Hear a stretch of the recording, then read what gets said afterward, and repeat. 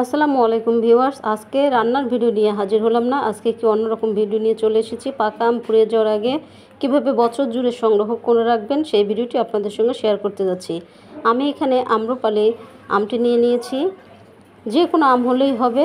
আমগুলোকে কিন্তু খুব ভালো করে ধুয়ে নিয়েছি। নেওয়ার পরে আমের মধ্যে কিন্তু কোনো পানি রাখা যাবে না, তাই আমি টিস্যু পেপার দিয়ে আম থেকে যে পানিটা আছে, এক্সট্রা পানিটা, সে পানিটা খুব ভালো করে মুছিয়ে নিচ্ছি।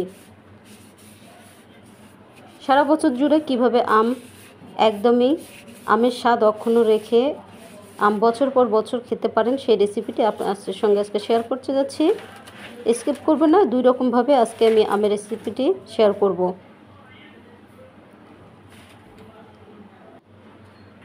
আমগুলোকে ভালো করে আমি মুছে নিয়েছি। এবার আমি পেপারের সাহায্যে বা আপনাদের ঘরে যদি ক্যালেন্ডারেরও কাগজ পেপার থাকে বা নিউজ পেপার থাকে, সেটা দিয়ে খুব ভালো করে আমগুলোকে এভাবে পেঁচিয়ে রাখবেন।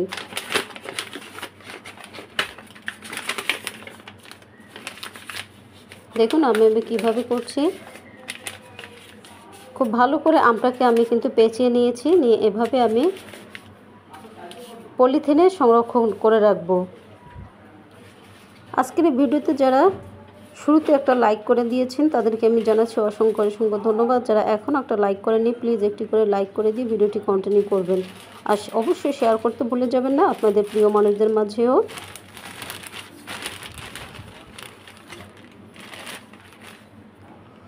আর একভাবে আম আমি কীভাবে রাখবো সেটিও আপনাদের সঙ্গে শেয়ার করছি। এবার আমি একটা ছুরির সাহায্যে আমগুলোকে এভাবে কেটে নিচ্ছি। আপনারা চাইলে আমের এই খোসাটাও ছাড়তে পারেন। আমি খোসা সহই আমগুলো রেখে দেব। আমি আরও একটু মাছ বরাবর দুই ভাগ করে নিচ্ছি। আমি কিন্তু আমের আটিটা রাখবো না, শুধু আমের যে মাংসটা আছে সেটাই শুধু রাখবো।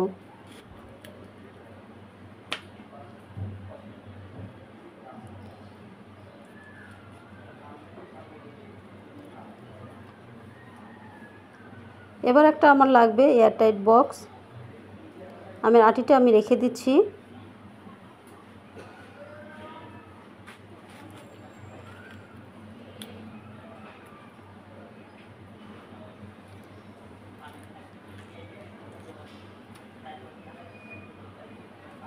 পাকা আম বাজারে এখন অনেক পাওয়া যাচ্ছে, তাই পাকা আম ফুরিয়ে যাওয়ার আগে আমের এই সংরক্ষণ রেসিপিটি অবশ্যই একবার হলেও করবেন।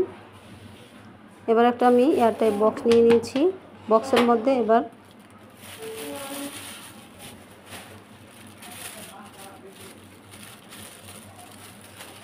সাদা কাগজ একটা দিয়ে দিচ্ছি। এখানে আমি সাদা পলি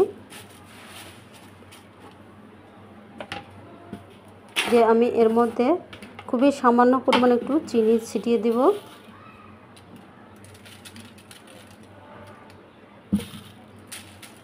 আমি যেভাবে রাখছি এইভাবে যদি আপনারা স্টেপ বাই স্টেপ এই ভিডিওটি ফলো করেন তাহলে দেখবেন বছরের পর বছরও আম এভাবে রেখে খেতে পারবেন। আমের স্বাদ একটুও নষ্ট হবে না। তবে আমগুলোকে একটু ফাঁক ফাঁক করে রাখার চেষ্টা করবেন, একটার উপরে একটা না লাগাই ভালো।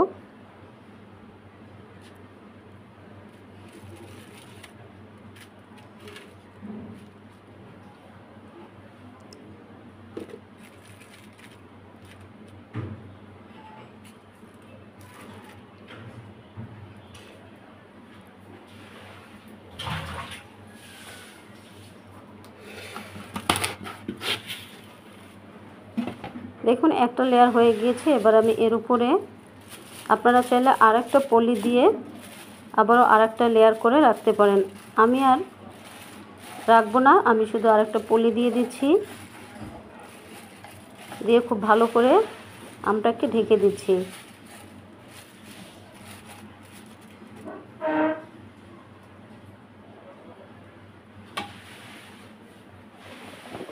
এবার ঢাকনা দিয়ে আমি ফ্রোজেন করব। দেখুন আপনাদেরকে দেখিয়ে দিচ্ছি ফ্রোজেন করেও আমগুলো দেখেন কতটা ইয়াম্মি দেখা যাচ্ছে। আজ এখানেই শেষ করছি। আল্লাহ হাফেজ। আসসালামু আলাইকুম।